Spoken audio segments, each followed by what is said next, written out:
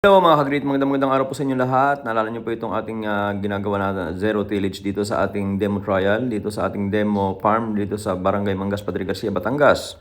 Naalala niyo po, nag-spray po tayo rito ng glyphosate na 480 solution dito sa mga raccoon, dito sa mga damo, at saka sa mga lahat ng mga dayami rito na sumibol dito sa ating farm.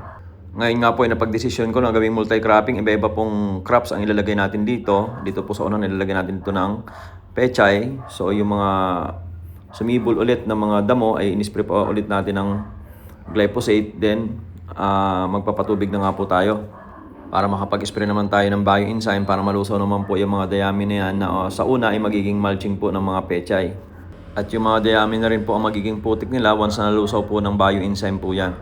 Kaya yung harapan po na yan ay ini-spray po ni Arnel ngayon ng glyphosate, na pangalawang spray po ng glyphosate. Yan po ay magiging demo trial na po natin ng pechay. Wala na, zero tillage na lahat dito. Wala na tayong araruhin dito. Lahat ng tanim natin wala na. Ang gagawin natin putik, yung pinakaputik, yung ano na, dayami. Kahit sa palay doon, dayami na rin ang putik. Tutunawin na lang natin ang bioenzyme yan.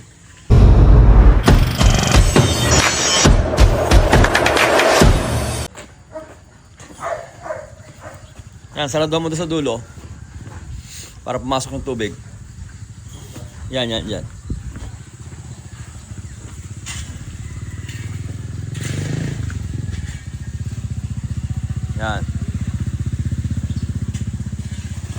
So, pasukin na natin dito. Na-spray natin ang glyphosate dito eh. Doon na-spray natin ang Butachlor para sa buto. Pechay, pabito. Tunil, pakatanggal mo na dyan ha. Balik na yan doon. Yan, lagay mo sa likod. Yan. Wala na, zero tillage na lahat dito. Wala na tayong araruhin dito. Lahat ng tanim natin, wala na. Ang gagawin natin putik, yung pinakaputik, yung ano na, dayami. Kahit sa palay doon, dayami na rin ang putik. Tutunawin na lang natin ang bioenzyme yan. So ngayon, lahat na ng... Ito, buksan mo rito, Nel. Tanggalin mo nga yung mga bola-bola na yan.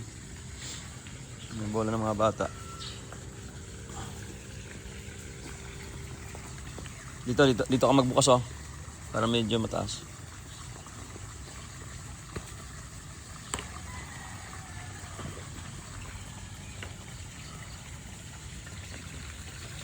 So lahat ngayon ang gagamitin natin na panghugas dito, papasukin natin dyan during land preparation lang. Pero pagka may tanim na yan, bihira na patubigan yan.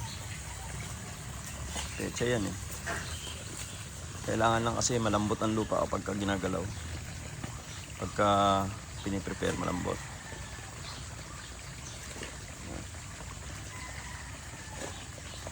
Isang araw yung dayami na yan, gustong gusto yan ng pecha eh. Pinaka mulching niya at the same time, yun ang kanyang fertilizer. Mas maghahakot na rin tayo ng organic fertilizer sa isang araw. Yan. Ito, sabay mo na rin itong isa.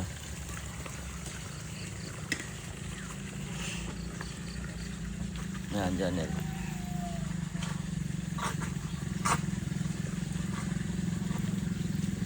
Pechay, pabito.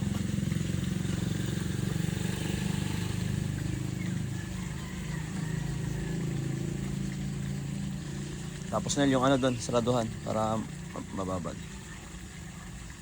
Yung mga butas dyan lang, yung mga butas lang.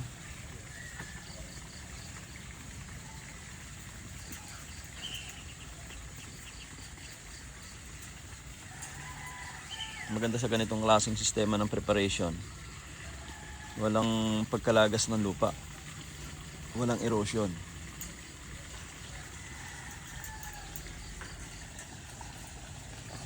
Wala siyang erosion. Intact yung lupa natin.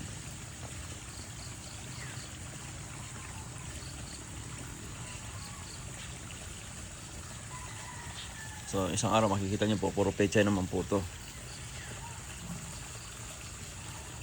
Mahirap mag-prepare kasi dati ng pantay yung lupa eh. Ang gagawin na lang natin, nalagay na lang tayo ng mga kanal na pahaba. Kahit every 2 meters kanal. 2 meters kanal. Siguro mga dito lalagyan lang tayo dito ng isa, dalawa, tatlong kanal pahaba hanggang doon sa dulo. Magmumukhang bed na yan pag may kanal. So magpapatubig tayo, ang tendency ng patubig natin sa pechay, sarado lang yung kanal, flooding lang sa gabi. Tapos before na mga umaga, before mag-umaga dapat putol ng tubig. Pagka kailangan magpatubig sa pechay. Para hindi ma-waterlag. Maganda doon, hindi ka na mapapagod magdilig. Flooding lang. So, nakikita natin yung ganitong teknolohiya. Isang araw ay hopefully makikita nyo maganda ng tingnan to kasi puro pechay na ito. Sa may dulo ay palay. Meron tayong zero tillage. Meron tayong yung zero tillage natin, yung nakatayo na yun. Meron naman tayong na grass cutter. At meron tayong try nating i-tillage yung isa para meron tayong comparison. Pero dito sa harap na ito ay puro pechay.